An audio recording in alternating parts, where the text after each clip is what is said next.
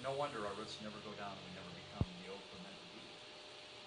Maybe this is your time to move from cheap Christianity. Become something more that you were meant to be. By getting rid of that baggage that you've been carrying. So Jesus can give you peace. I like to think of myself as someone who travels light. I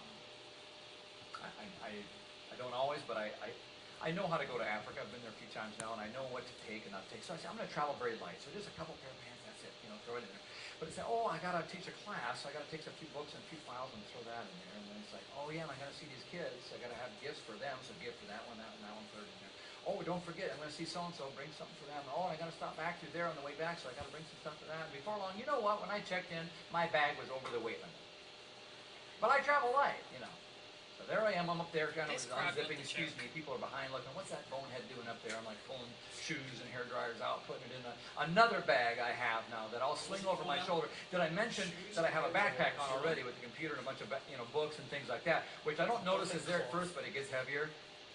And now I've got another bag I've slung over my shoulder with a thing, and every time you bend over it swings down in the way, and it's like, and then did I mention my suitcase has a broken wheel, so it's like trying to herd a naughty goat. You try to steer it and it goes over there and you're like, excuse me, you're kicking it to get it to go where you want it to go, and it's like, you need help with that? No, I got it. I just travel light like this, but it's like, but it's in your way, it's weighing you down, it's taking you where you don't want to go. It's like, I don't need it, I got it. And I know people, so many of us are like that with our sin. We've got this baggage, it's in the way, it hinders your life, your freedom, your rest, your peace with God. It's weighing you down, it's there, and you're burdening it, and it's taking you where you don't want to go. And it's like, why don't you just get rid of that baggage? They have these things. They have these things at airports, and I guess you rich people probably knew about them all along, but I never knew. They're called sky caps. You know what I'm talking about? There's people who carry your bags. It's awesome. They come and they got these big carts, and like, hey, can I take that? And I'm always like, no, I got it. I got it. Excuse me. I got it. I always thought they were trying to get something for me, so, turns out they want a tip, so the first time I used it, it's like, he's like, I'm like, oh, sorry, catch you next time. But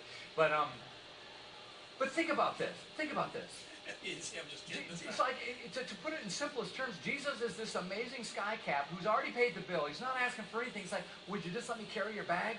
Put you on that little cart and you're just like cruising by, like waving at people like, hey, he's carrying my bag.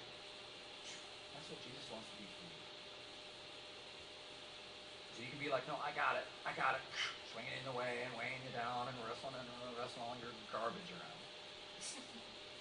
Or you can just let Jesus take your baggage. And if you want this upward branch,